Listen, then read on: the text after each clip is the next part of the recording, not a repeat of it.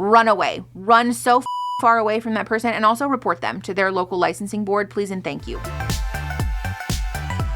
Okay, hi everybody. Thanks for coming back if you've been here before, or hi, welcome if you're new. My name's Mickey. I'm a therapist, and we talk about therapy things on this channel. Today, we're talking about Pride stuff because it's Pride Month. So happy Pride Month to you. Happy Pride Month to me. Happy Pride Month to all of us. I wanted to make this video talking about questions that people are oftentimes afraid to ask about queer issues specifically in therapy, because I think we as a world and a society would just be much better served if we could say these things out loud and have a public discourse about it. So I'm doing it. I'm going to say the things out loud and answer some of the most commonly asked questions that I get, and also things that seem to come up over and over again in popular media and social media and discourse about therapy and queerness. So we're doing that today. Also, as a quick note, first and foremost, we are going to talk later about conversion therapy. So trigger warning, content warning for that. If that's a sensitive subject for you, just know that we're going to talk about that later. And also, if you're new here, hi, thanks for coming. You should subscribe. We talk about fun stuff, and I'd love to have you stay. So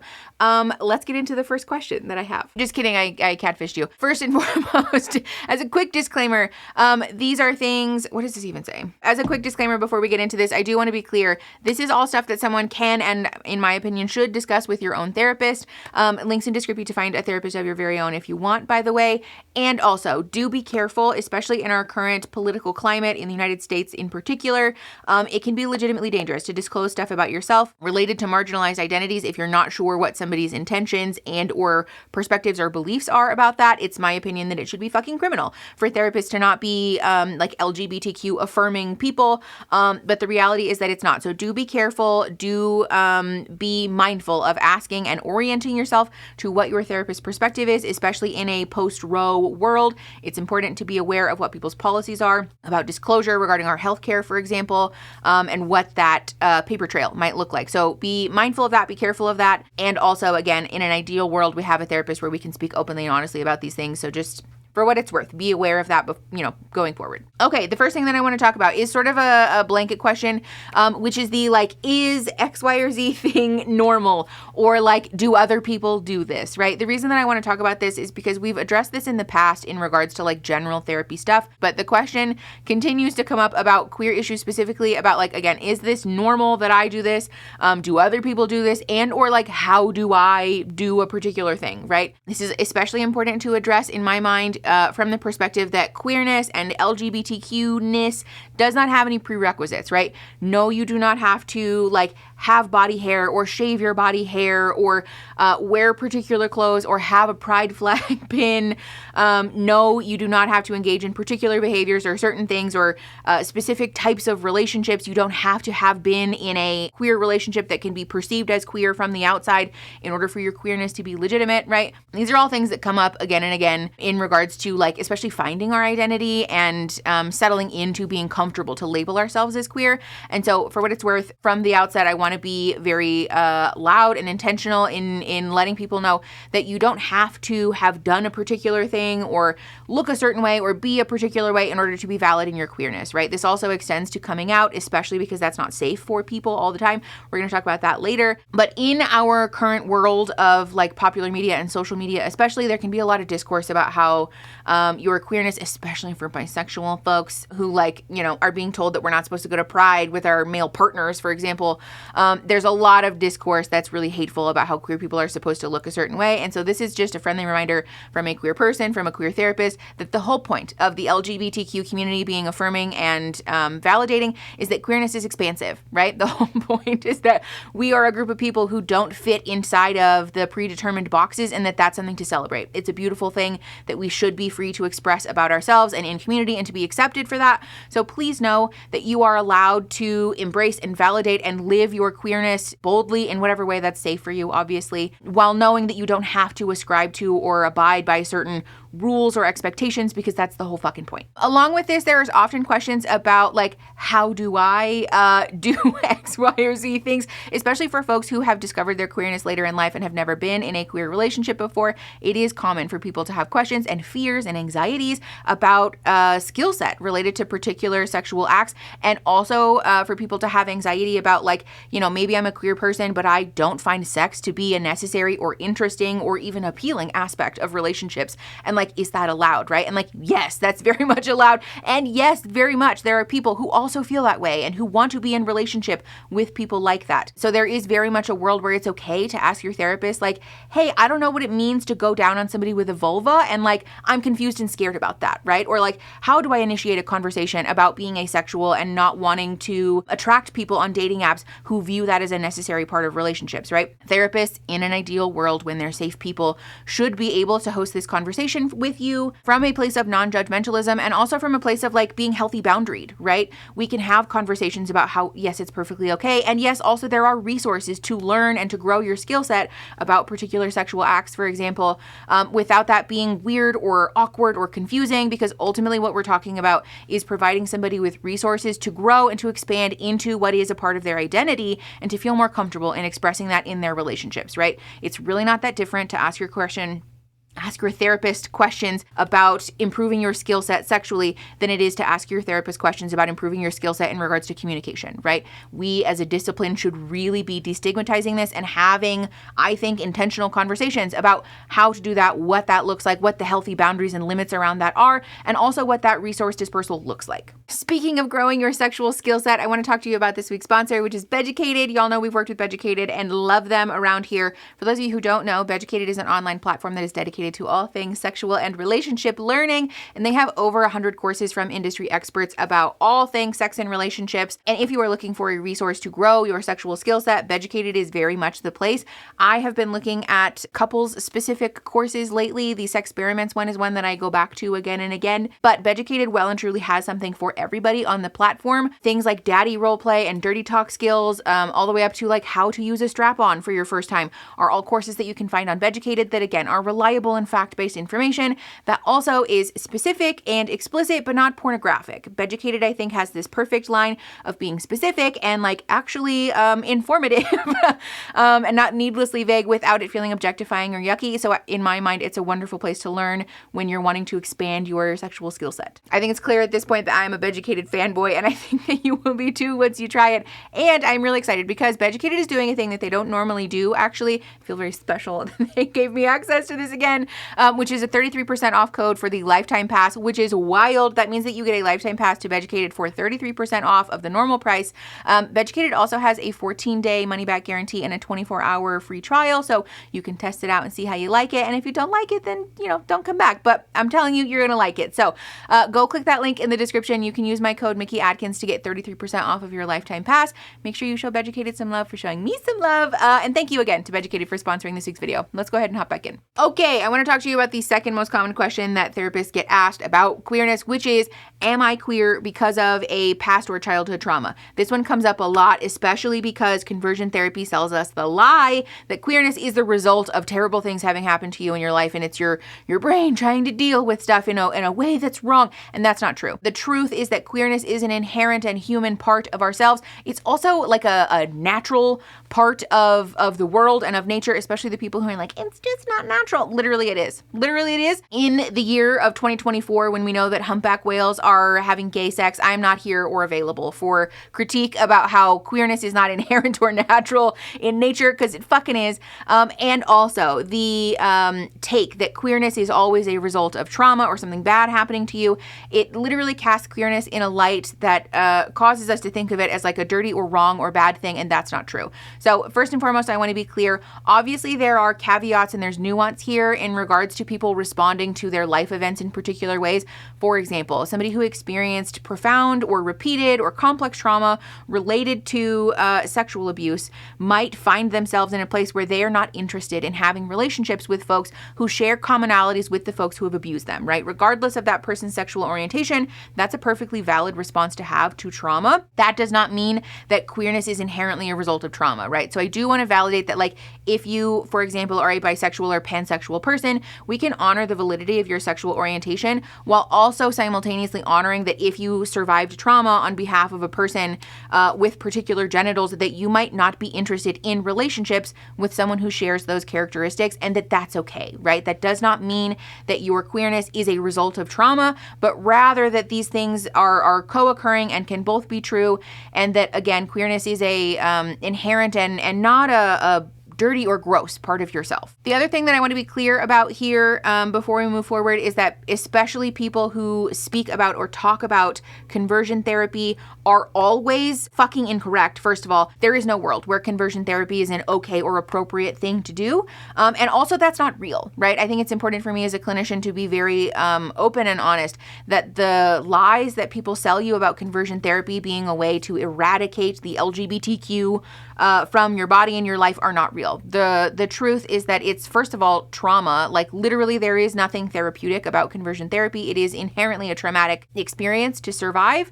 And even folks who claim to be or are upheld as success stories are oftentimes people who have just learned how to repress parts of themselves because they have been immersed in a trauma soup environment that caused them to experience a great amount of shame and self-loathing and self-judgment, and have coped with that by developing a survival mechanism to suppress and hide parts of their inherent identity, right? So if especially a therapist ever talks to you about conversion therapy or like any kind of religiously oriented moral imperative to not be a queer person, run away. Run so fucking far away from that person, and also report them to their local licensing board, please and thank you, because fuck those people. That's fucking dangerous. It's not evidence-based practice, and there is no world where it's okay for a therapist to definitively say you are X, Y, or Z, or you should be X, Y, or Z in regards to your gender, your sexual orientation, or anything else related to like LGBTQ identity factors. I also want to be clear that this extends the other way around for those people who are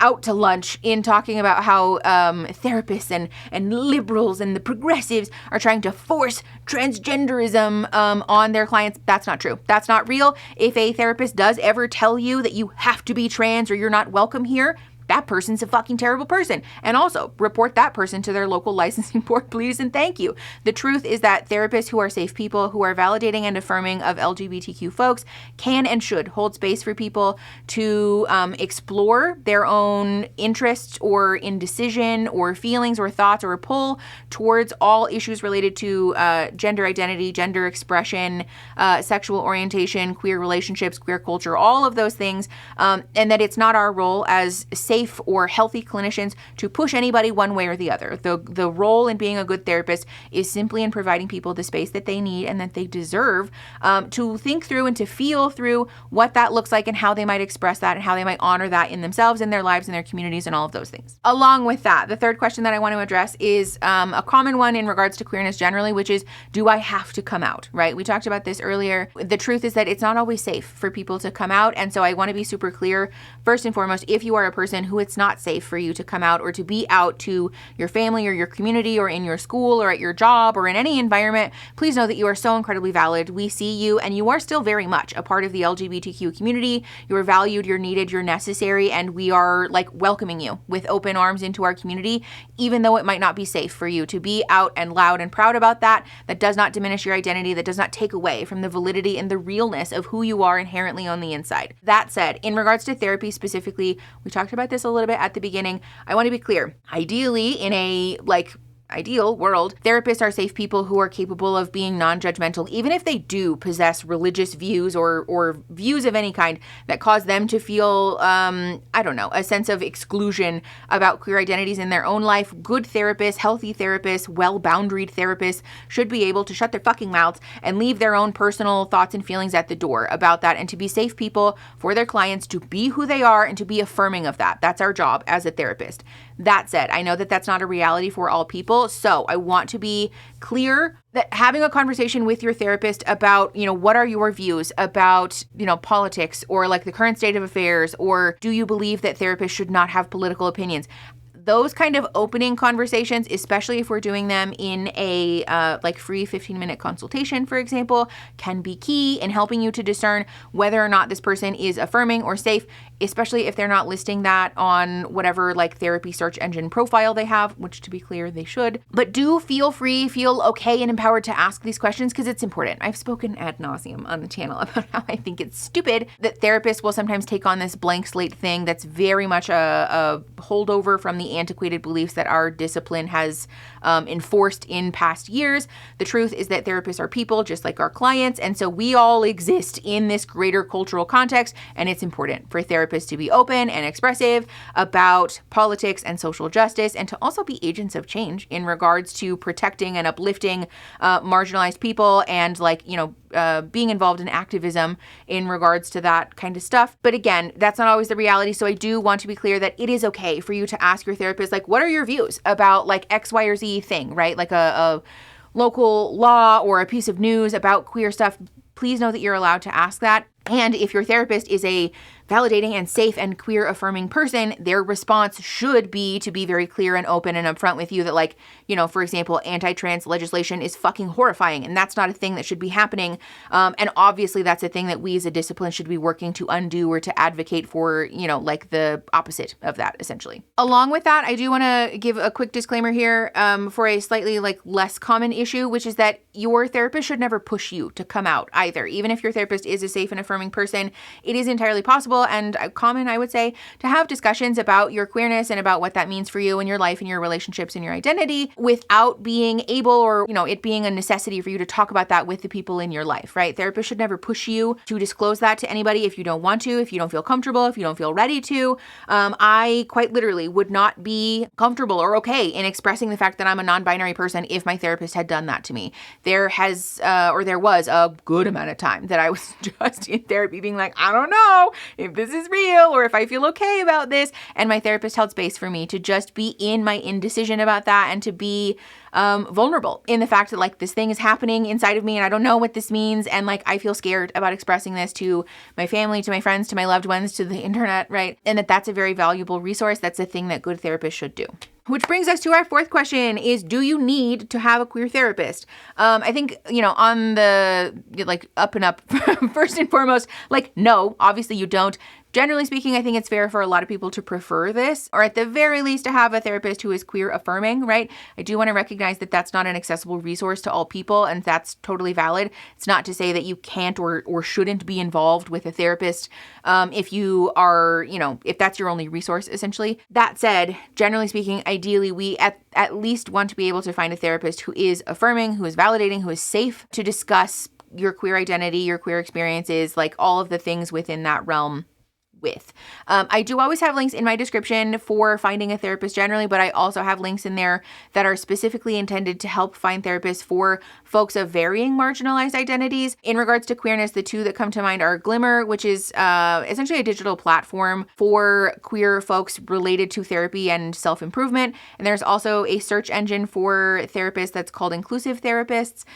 This one is specifically guided to help folks find therapists who are inclusive for a variety of different identities and things like that. So please feel free to utilize those resources. I know that there are a lot of other search engine resources and things like that. For what it's worth, also, just as a quick disclaimer, in case you didn't know, Pride Therapy is owned by BetterHelp, which the FTC? There was a government institution who released a lot of paperwork recently about the strongly worded criticisms that they had for BetterHelp about their alleged practices regarding privacy and their use of consumer data for advertising and things like that. I made a whole video about it. I'll put that up there. But for what it's worth, that therapy platform is in fact owned by BetterHelp. And so again, I recognize that this is sometimes the only resource that's accessible to folks. And I'm not here to tell you what you should or should not do.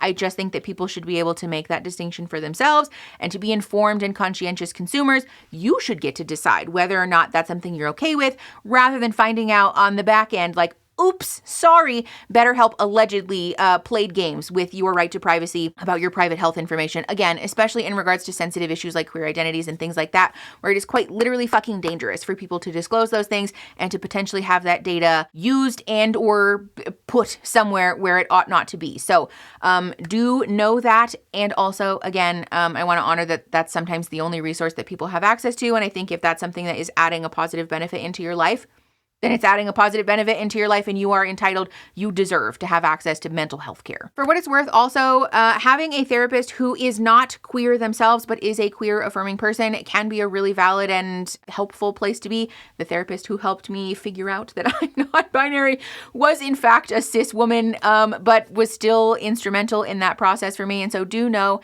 that just because somebody isn't queer doesn't mean they don't understand queer issues or isn't capable of providing you help through that. And also there's lots lots of resources that are available to folks in doing learning and thinking and reflecting about LGBTQ issues of all different types, right? I know I talked about Beducated earlier in regards to the like skill development stuff, but Beducated also has wonderful courses about gender identity, about transness, about relationships and communication and all of those things. And so it's not just a platform that's for skill development. It can also be a great resource for reflection and things like that. So even if your therapist is not necessarily a person that you're able to have super nitty-gritty, in-depth conversations about queerness with, it is also possible to sort of add on resources from other places to help create a fuller picture of resources and education and learning and like validation for your queer experience and wanting to be educated and like, you know, growing in that identity for yourself. Also, not every person who is queer will find that to be of clinical concern in regards to your mental health, right? Some of us are just queer as like sort of a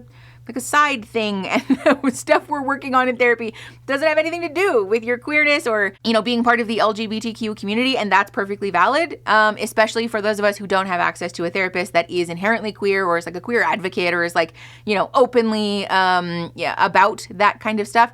It's also entirely common, I would say, to have your queer identity not necessarily become a topic of conversation, and if you feel settled and empowered and okay in your identity, you don't have to talk about it, right? Like queerness is not a problem. It's not a thing that we need to endlessly speak about. And while it can be the source of shame or anxiety or fear for some folks, especially when we're surrounded by people who fucking suck, that's very valid, and it's okay and normal to ask your therapist to hold space for that. It's also entirely possible that maybe you've worked through that, or maybe it's not of particular concern for you right this moment, and so you don't need to talk about it, and you might find then that having a queer therapist or a specifically queer affirming therapist might not be particularly necessary in this moment. That's very valid also. Okay, I know that there's going to be plenty of questions that I didn't address in this video because I don't have endless time, and let's be honest, you wouldn't watch a 2-hour video of me talking about, anything really. So if you have further questions, please feel free to put them in the comments. As a friendly reminder, I can't speak to your situation specifically. I can answer broad strokes questions about education and learning and do my best to be, educational and to provide people with resources in a broad scale. So if you have further questions, or if you have experiences that you want to share about your interaction with queer therapists or being a queer person in therapy, please feel free to do that. This is a wonderful and lovely community of let's be honest, mostly LGBTQ people. And so it's a beautiful community that I love to see you guys interacting and being validating and supporting of each other. That said, do also be careful in disclosing stuff about yourself in the comment section, because obviously we can't guarantee anybody's confidentiality on the internets. So be mindful of that. And also feel free to share and to celebrate and to hype each other up, because it's Pride Month and I think we ought to. So if you like the video, you can subscribe. We do make stuff like this, and we do a pop culture moment. We make a podcast episode and live stream episodes on Thursday and Friday. So if you want to come for that, you should do that. And then share the video to help the channel grow and to help each other grow. And I will see you guys next Saturday. Okay, bye.